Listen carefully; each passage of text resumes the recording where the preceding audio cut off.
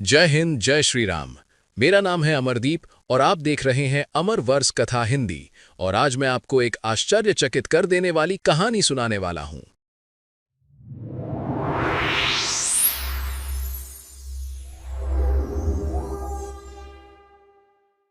क्या आप जानते हैं, इजिप्ट के पिरामिड्स और भारत के देवताओं के बीच एक छुपा हुआ कनेक्शन हो सकता है।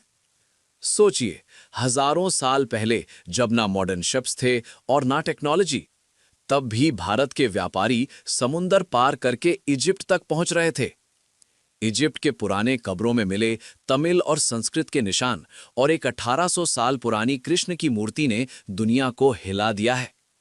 क्या सच में भारत और इजिप्ट का रिश्ता सिर्फ कहानियों तक सीमित है, या फिर एक सच्चा इतिहास है जो आज तक छुपा हुआ था? आज के इस वीडियो में हम जानेंगे एंशिएंट स्पाइस रूट का सच, जहां से जुड़ी है भारत और इजिप्ट की एक अद्भुत कहानी। सोचिए, मिस्र, फिरौन और उनके मकबरों में छिपा एक भारतीय राज। जी हाँ, आज हम इसी हजारों साल पुरानी पहेली को सुलझाने वाले हैं।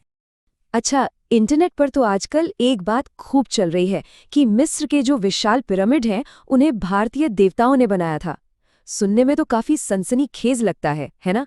पर असल में इस कहानी की जड़ एक सच्ची खोज से जुड़ी है, और यकीन माने, वो सच्चाई शायद इस दावे से भी ज्यादा हैरान करने वाली है। क्योंकि सच तो ये है कि मिस्र के सबसे पवित्र माने जाने वाले वैली ऑफ द किंग्स में फिरौन के मकबरों के अंदर से प्राचीन भारतीय लिखावट मिली है। तो अब असली सवाल ये नहीं है कि देवता वहां थे या नहीं। असली सवाल तो ये है कि आखिर भारतीय वहां कर क्या रहे थे। तो चलिए इस पहेली की गहराइयों में उतरते हैं। ये सब शुरू हुआ एक ऐसी खोज से जिसने ना दशकों तक इतिहासकारों का सिर चकराए रखा। जरा सोचकर देखिए, आर्कियोलॉजिस्ट की एक टीम है, वो फिरौन के मकबरों की दीवारों को देख रही हैं। ये दीवारें हायरोग्लिफ्स यानी मिस्र की चित्रलिपि से पटी पड़ी हैं, जिन्हें सिर्फ वहां के पुजारी ही पढ़ सकते थे। और फिर अचानक उन्हें कुछ ऐसा दिखता है जिसकी वहां होने की कोई कल्पना भी नहीं कर सकता था।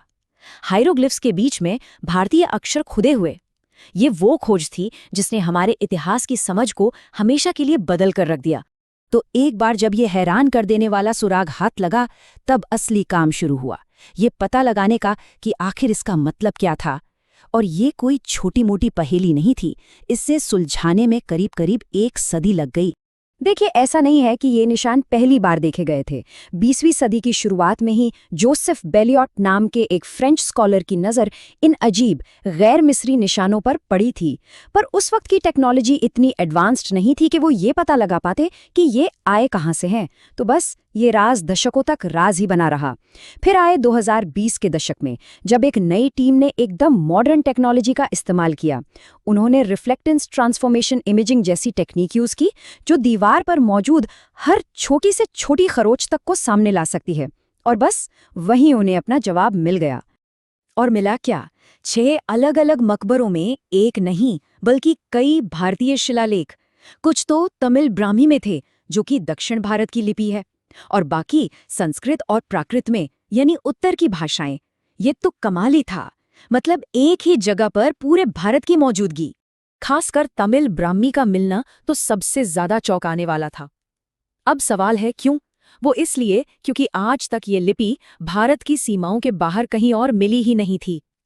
इस एक खोज ने उस पुरानी सोच को पूरी तरह से तोड़ दिया कि प्राचीन भारतीय सिर्फ अपनी ही दुनिया में रहते थे।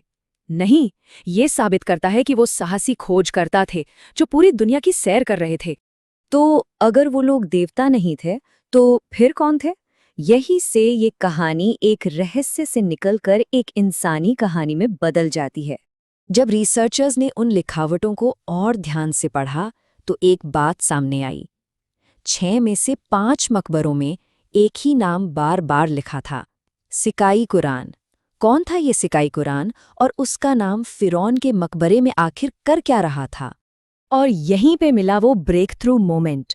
रिसर्चर्स ने देखा कि उन्हीं मकबरों में ठीक उसी स्टाइल में लिखे हुए 2000 से ज्यादा ग्रीक यानी यूनानी लेख भी थे।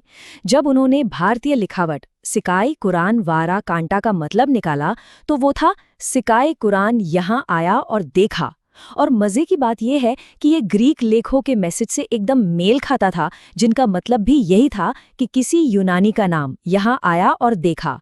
मतलब एक पैटर्न साफ नजर आ रहा था। तो इस सब का मतलब क्या था? देखिए, ये कोई मैं यहाँ आया था लिखने जैसा ग्राफिटी नहीं था। उस जमाने में मिस्र पर रोमन साम्राज्य का कब्जा था।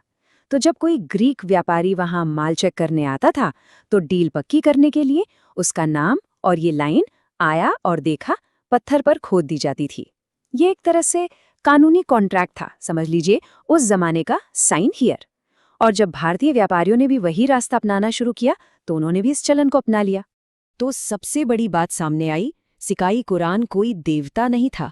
वो पहली सदी का एक असली जीता जागता साहसी भारतीय व्यापारी था। उन व्यापारियों में से एक जो दुनिया की सबसे बड़ी मार्केट्स में सौदा करने के लिए हजारों किलोमीटर का सफर तय करते थे।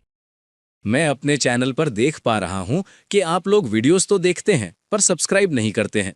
तो जल्दी से सब्सक्राइब बटन पर क्लिक कीजिए ताकि मुझे ऐसे ही और वीडियोस बनाने के लिए मोटिवेशन आए। तो चलिए वीडियो पर वापस आते हैं। अब ये खोज सिर्फ एक या दो इंसानों की कहानी नहीं है। ये तो एक बहुत बड़े, उलझे हुए और खतरनाक ट्रेड नेटवर्क का पर्दाफाश करती है। एक ऐसा नेटवर्क जिसने इन दो प्राचीन दुनियाओं को आपस में जोड़ा था।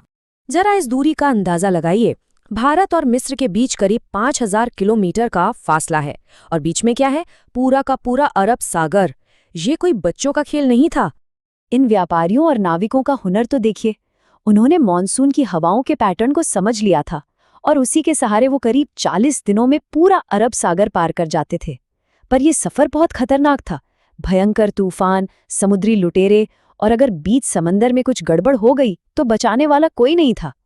इस पूरे सफर का जिक्र एक पुरानी रोमन किताब पेरिप्लस ऑफ द एरिथ्रियन सी में भी मिलता है, जो इस हिम्मत भरे समुद्री सफर का जीता जागता सबूत।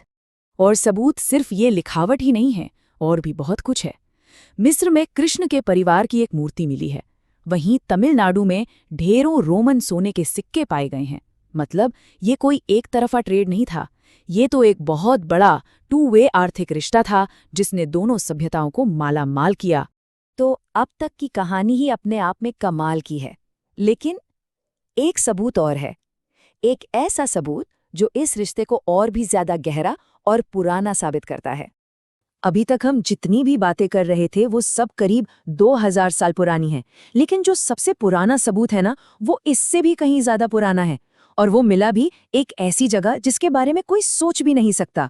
जब वैज्ञानिकों ने महान फिरौन रमेसेस II की मम्मी की जांच की, जिनकी मौत आज से 3000 साल से भी पहले हुई थी, तो जानते हैं क्या मिला? उनकी नाक के अंदर काली मिर्च के दाने। और उस जमाने में काली मिर्च पूरी दुनिया में सिर्फ एक ही जगह उगती थी, दक्षिण भारत। मिस्र के लोग इन मसालों का इस्तेमाल मम्मी बनाने की प्रक्रिया में शरीर को बचाने के लिए करते थे। सोचिए, ये कितनी बड़ी बात है। इसका सीधा मतलब ये है कि भारत और मिस्र का व्यापारिक रिश्ता रोमन दौर से भी 1000 साल पहले से था।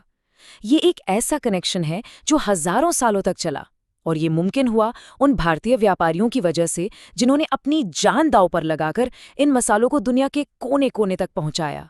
तो आखिर में असली कहानी देवताओं की नहीं है, बल्कि ये उससे कहीं ज्यादा दमदार है। ये कहानी है उन बहादुर भारतीय व्यापारियों की जो शायद दुनिया के सबसे पहले ग्लोबल एंटरप्रेन्योर्स में से थे। ये कहानी हमें याद दिलाती है कि भारत कभी भी दुनिया से कटा हुआ नहीं था, बल्कि हमेशा से ग्लोबल स्टेज का एक अहम खिलाड़ी रहा है। ये बात सोचने पर मजबूर करती है ना, कि अगर इतनी बड़ी कहानी हजारों सालों तक दबी रह सकती है, तो इतिहास के पन्नों में न जाने और कितने राज दफन होंगे जो बस अपने खोजे जाने का इंतजार कर रहे हैं। तो कैसा लगा आपको ये वीडियो?